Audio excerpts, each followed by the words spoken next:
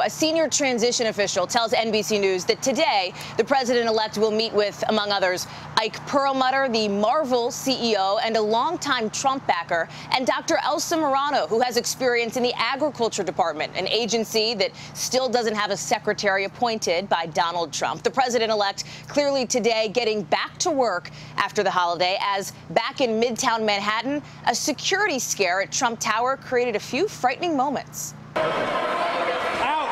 Running and yelling. Everything is fine, relax. Terrified people rushing out of Trump Tower. Inside, a suspicious package triggering an evacuation. Outside, chaos. Let's go. Turns out, false alarm. That package, just a bag of children's toys, a senior law enforcement source tells NBC News.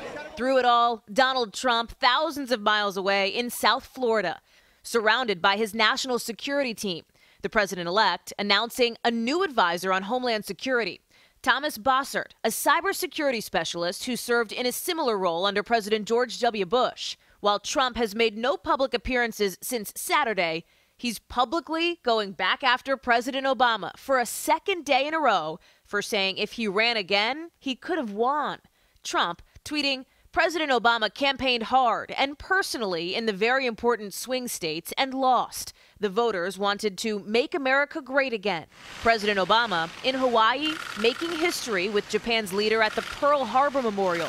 Without mentioning Trump, seeming to take a subtle dig. It is here that we remember that even when hatred burns hottest, even when the tug of tribalism is at its most primal, we must resist the urge to turn inward. Prime Minister Shinzo Abe joining President Obama, the first Japanese leader to ever visit the site.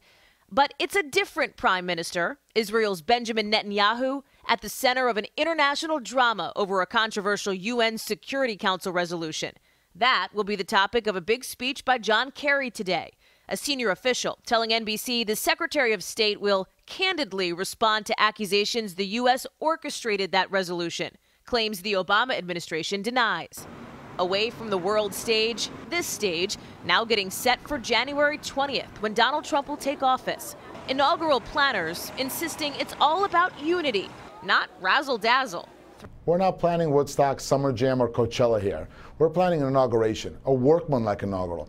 Rather than a bunch of inaugural balls, this time, just 3.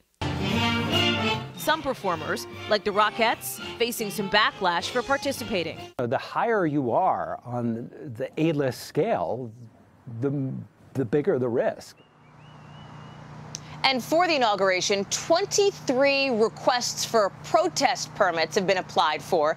The Trump team seeming unfazed, pointing out those protesters have a prerogative to be in D.C. on January 20th, too.